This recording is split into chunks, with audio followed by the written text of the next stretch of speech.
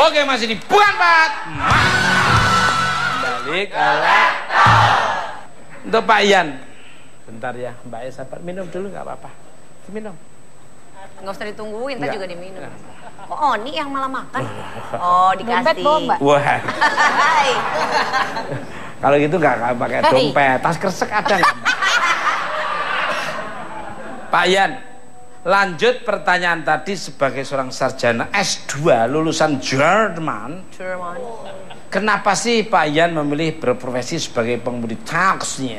Apa enggak sayang ilmunya tidak banyak terpakai nih, monggo. Makanya tadi saya tanya sama Mas Tukul, ada dua kan, tanya S2-nya atau tanya supir taksinya. Ya, supir taksi itu saya jawab bahwasanya semua saya sehat, untuk itu bayaran yang saya dapat pas.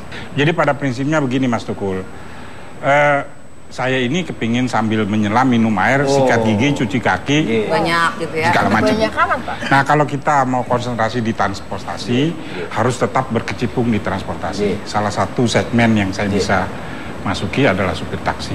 Kenapa? Sopir taksi itu bekerja satu hari 20 jam. Dia buka mata dia buka telinga dia tahu persis permasalahan kemacetan. Jadi saya pikir kalau kita terjun serius ke ranah itu, jadi kita tahu persis Pak masalah kemacetan yang ada. Dengan itu baru kita bisa katakan, oh permasalahannya ini solusinya begini. Kalau tidak, Mas Tukul percuma Pak. Luar. Setuju saya. Sebetulnya kalau saya tuh ilmunya pakai ilmu praktis, tidak berdele-dele. Kalau melanggar 3 kali, SIM-nya dicabut selama 2 tahun, tidak boleh nyupir lagi. Kalau kamu mengambil penumpang, angkut penumpang, berhenti di marka dan sebagainya. Kalau tegas, itu nanti mereka akan sadar dengan sendirinya. Taat.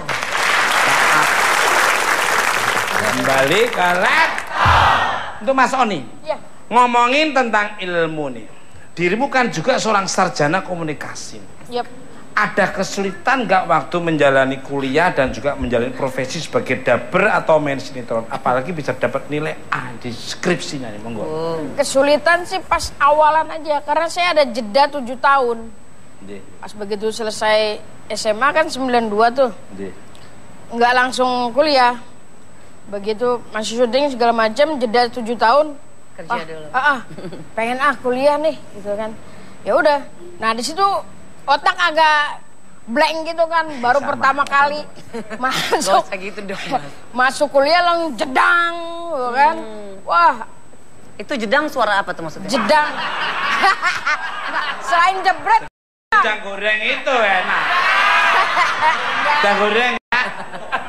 Iya, kaget otak gitu tuh ya. agak goyang gitu kan, lag. Penyesuaian, adaptasi. Mengkondisikan akhirnya. Iya, kira-kira ya ada beberapa lama akhirnya udah terbiasa.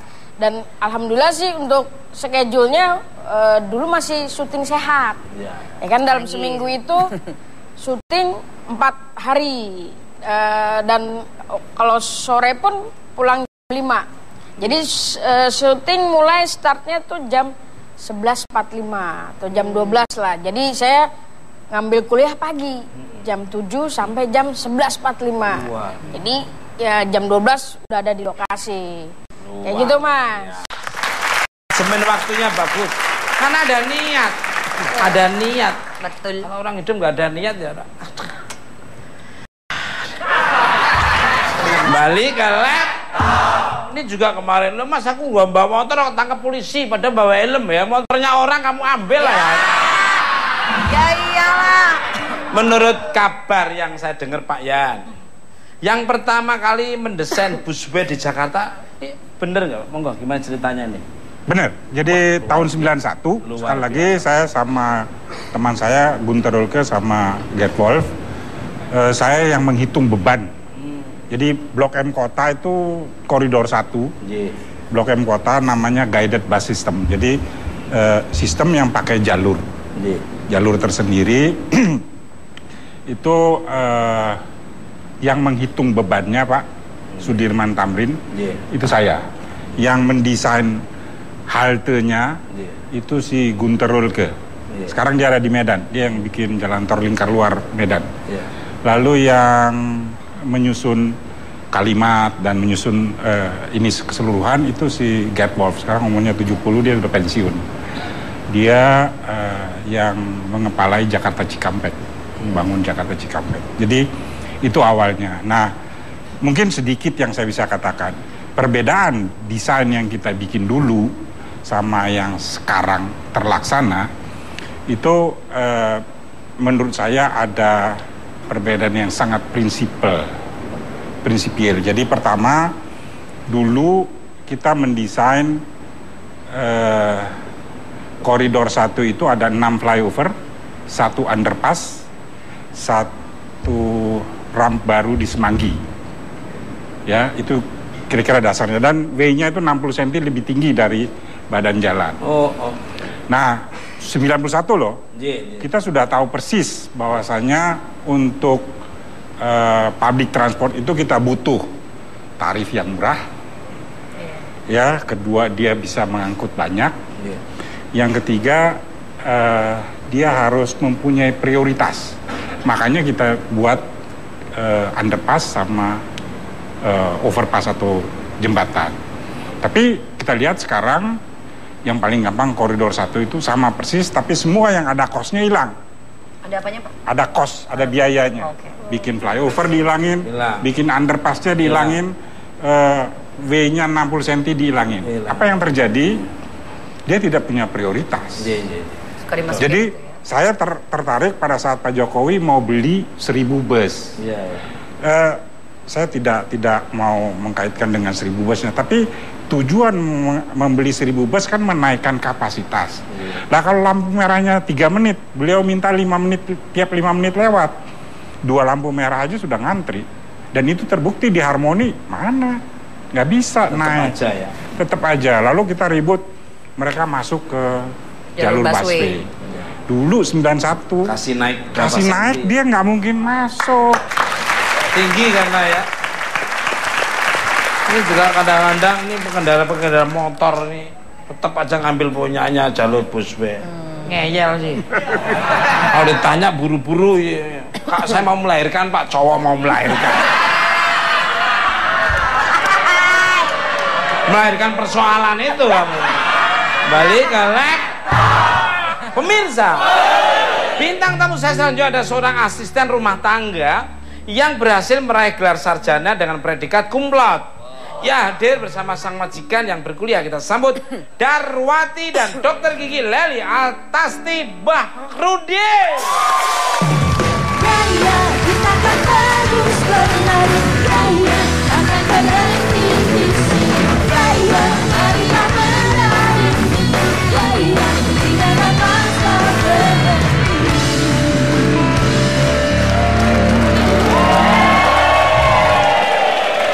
Lagi itu rame.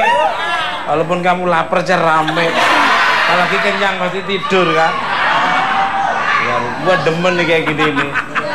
Ini tak suruh kuliah, tak suruh sekolah, ya nggak mau. Maunya duit. Dikit-dikit duit, dikit-dikit duit. Masih jawab duit tak dikit.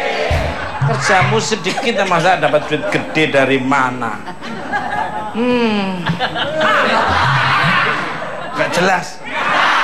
Balik ke lab. Kok hidup ya kayak kamu tuh ya. Jahat. Selamat malam untuk Mbak Darwati dan maaf Ibu Leli, selamat datang di Bukan Empat Mata. Apa kabarnya? Baik Pak Tukul. Tadi Darwanti kan? Darwati. Darwati. Itu kan Darwanto. Namanya sama. Beda ada. Vega Darwanti, ini Darwati. Darwati. Untuk Ibu Darwati dulu nih. Darwati yang mana Ibu Darwati?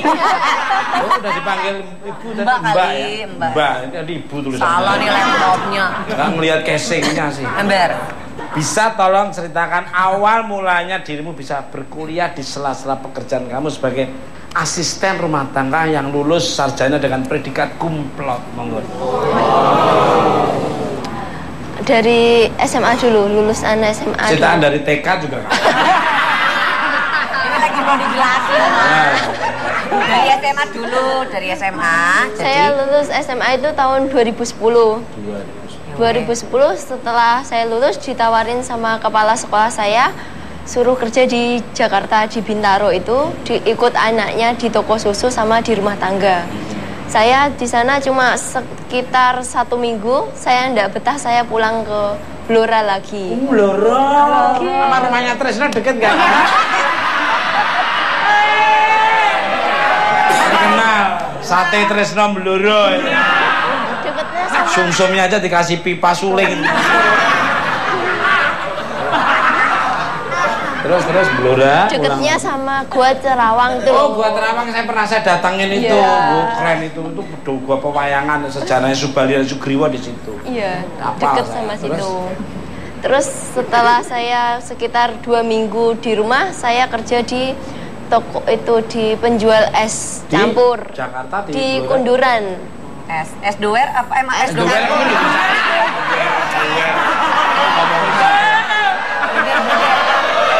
Es doger. Es doger. Berarti ngomongin saya. Iya. Itu sejarahnya es doger itu yang jual doger.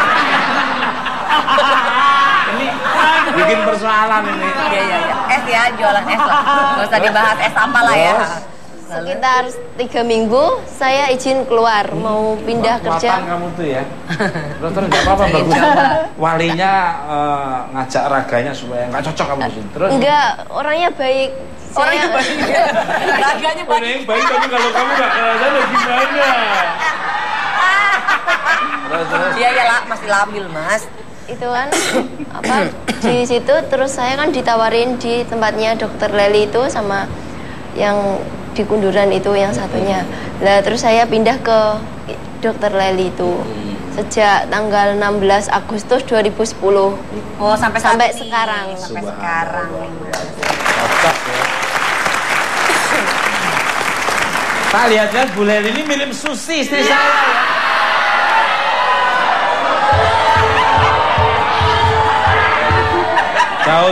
Jauh apa? Jauh dekat 250 itu. Mirip istri saya Bu Leli.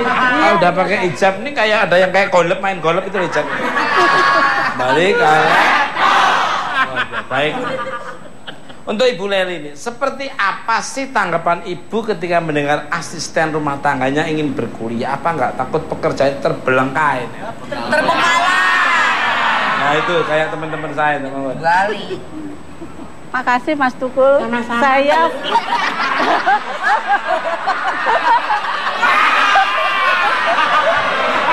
Sama-sama. Saya juga.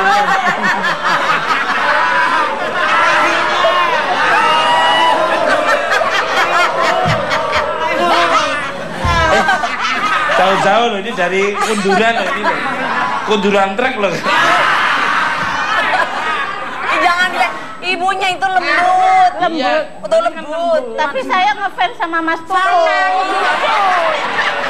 Mana, makasih. Aku juga ngefans sama Bu Leli. Ya udah, ibu mungkin kalau ngefans mungkin langsung mau dicetak giginya bu. Cetak tambah lagi 102 gigi saya Bu. Mau cetak gigi dokter gigi. Monggo terus. Jadi Mbak Darwati Iya. ikut saya kurang lebih 5 tahun. Subhanallah. 5 tahun Iya. karena saya bekerja sibuk, Bapak sibuk, jadi saya membutuhkan orang untuk membantu di rumah. Nggih. Jadi saya anggap seperti keluarga. Nggih. Ya salah satu strategi supaya kerasan di rumah, kebetulan dia mau kuliah, saya izinkan untuk kuliah. Subhanallah. Asal bisa membagi waktu antara pekerjaan di rumah dengan kuliah. Karena kuliahnya sore, jadi pekerjaan di rumah sudah selesai, Mas Tukul. Subhanallah. Nah, terkenal Bu Leli orangnya baik banget. Ya, alhamdulillah hasil kebaikannya sudah terlihat kan. mas, Boya jangan ngeledek. Kembali kan? Sebentar ya Mbak. Sebentar ya Mbak Duma ya, Mas Soni dan Pak Yan. Untuk Mbak Darwati lagi. Bagaimana sih caranya dirimu membagi waktu antara pekerjaan dan perkuliahan nih, monggo? ketika saya kerja, saya harus menyelesaikan pekerjaan saya dulu, baru saya berangkat kuliah. Kan kerjanya apa aja tuh yang dilakukan biasanya? Biasanya pagi nyapu, mukanya, ngepel, terus nungguin bapak ibu berangkat kerja sambil nyuci, terus selesai itu baru belanja, habis itu masak. Udah masak selesai. Baru berangkat Toyo. Iya. Biasanya ngepelnya sehari berapa kali? Satu kali. Satu kali. Satu hari? Satu kali. Tuh dengerin tuh. Lu aja ngepel kalau nggak diliatin nggak ngepel. Ini kerja pengennya diliatin. Biar seolah-olah ini aku kerja. Kalau dilihat orang, dilihat saya tuh kenceng. Tapi kalau aku udah pergi enggak,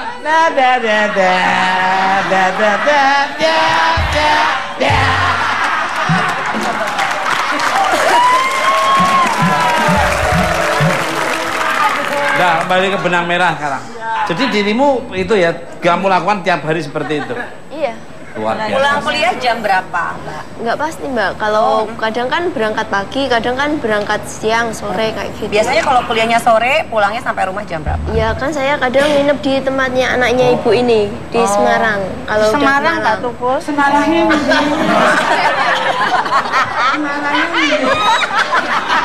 Semarang.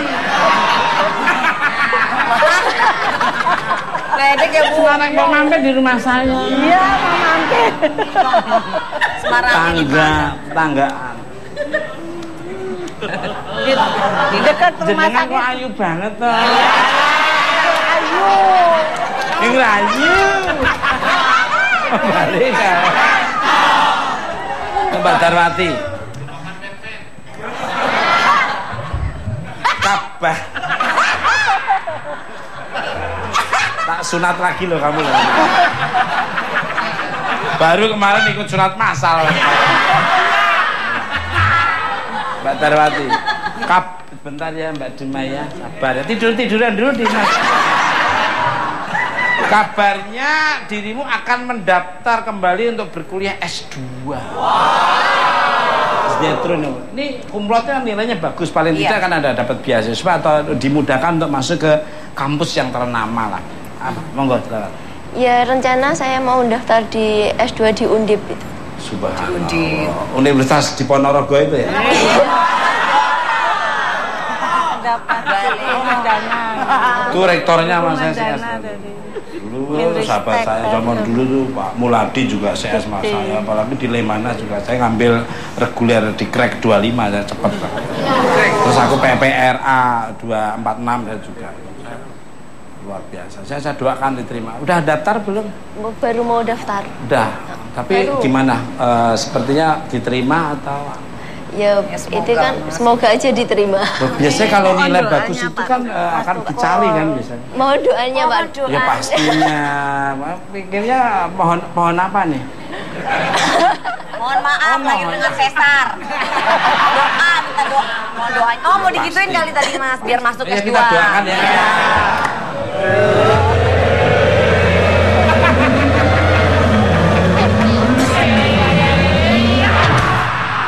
Kabul seperti Mbak Duma dan semua yang di sini sukses semua. Ini kan tempatnya orang bahagia. Bukan mata itu tidak ada orang cemberut, ada yang tertawa. Kalau cemberut itu ditulis di situ ya, cemberut dilarang masuk. Dompet aja dilihat, kalau tertawa baru boleh masuk. Untuk Mas Oni, ada keinginan nggak untuk meneruskan kuliah S2 atau membuat sekolah daber nih monggo? Waktu itu sih selesai S1 ada keinginan pengen langsung S2, cuman mungkin waktu dan ini tadi takut ngejedang lagi. Takut ngejedang, akhirnya ya S1 aja lah cukup. S1 nasi 2 sama teh manis 3. Pekerjaan lama diinget-inget. Layan dong Mas. Coba dabernya yang biasa sering di apa? Di dabernya apa, suaranya seperti apa? Sincang. Sincang. Kalau aku nih ya, cukup S1 ada Mas Tukul. Kenapa? Mbak Duma, Bekerja menjadi petugas kebersihan selama 1,5 tahun. Dirimu pernah nggak merasa malu dengan pekerjaanmu? Monggo. Sebenarnya di stasiun itu baru sekitar 4 bulan di SOS, Pak. Di railing kemarin ada PT lain, dan sekarang saya bekerja di SOS. Kebetulan teman-teman SOS dan atasan saya datang. Ada atasannya, terima kasih Pak. Yang mana atasan Mbak Bima? Berdiri nggak apa-apa? Ya, ya luar biasa. Kembali ke les. To all my guests, semua bintang tamu.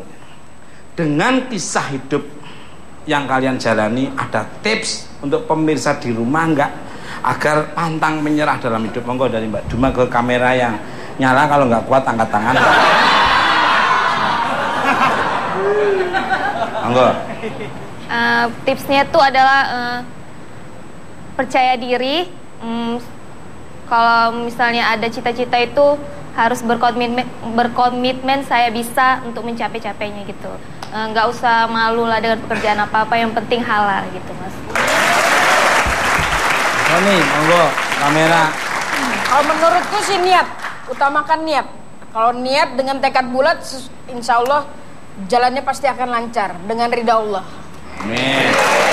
Monggo Pak Ian ke kamera, nggak apa-apa. Ya mungkin kalau dari saya sih semua pekerjaan itu mulia, Pak. Jadi nggak ada pekerjaan yang tidak mulia. Setuju saya. Yang penting kan kita mampu dan mempunyai integritas. Saya kira itu yang banyak di kita kurang. Jadi saya kira itu yang harus diperkuat. Luar. Setuju saya. Jadi dedikasi, prestasi, dan kondite. Jangan kau harap atau mencari jabatan, tapi dedikasi, prestasi, dan kondite kamu itu, kalau kamu lakukan semua tiga-tiga dengan tulus dan kepasrahan, nanti jabatan akan mencari kamu. Tapi kadang-kadang orang itu mesti dicari, aku harus menjadi kepala bagian penitipan sepeda. Itu penting. Dedikasi nggak ada, prestasi apalagi. Konditenya aja tiap Jumat libur. Wah, di libur kejepit libur. Dapat jadi pemimpin apakah kamu nanti? Monggo kalau dari Mbak Darwati ke kamera yang sana. Yang penting semangat. Dah kita aja. Sedikit berkualitas, semangat, fighting spirit, semangat juang. Ini malah senang, setuju. Monggo dari istri yang tercinta. Istri siapa? Istrinya suaminya. Bilang dong. Ke kamera. Pesan untuk adik-adik semua, Ya, ibu-ibu. baik laki-laki mau perempuan, kalau ada kesempatan raih ilmu setinggi-tingginya. Di mana ada kemauan pasti akan tercapai, dan percaya diri. Kita mempunyai tekad, tidak mau kalah dari yang lain. Kita pasti mampu, ya, dalam setiap pekerjaan, apalagi mencari ilmu. Laki-laki perempuan harus, zaman sekarang laki perempuan harus sama-sama pintar. Ya, itu saja, Pak.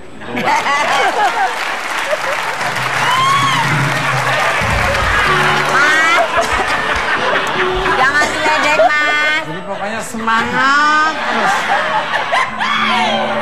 Mas, mungkin sebelumnya langsung ada yang mau bertanya. Mah, curhat dong, Mah. Apaan sih? Mungkin Vega akan memberi tipsnya ke kamera. Iya, itu Mas. Ini Vega kayak apa dulu kesini, datang aja garuk-garuk gatel. Datang ke studio gatel-gatel. Kena bedak di make upin sama itu bagian make up itu gatel-gatel nggak cocok sama kulitnya. Sekarang kalau make up kalau nggak bakar kemenyan dia. Enak aja. Nah pemirsa, care and share seperti apa lagi yang akan diberikan oleh bintang tamu saya yang sangat luar biasa dan penonton sangat luar biasa. Jangan mau menang, tetap dengan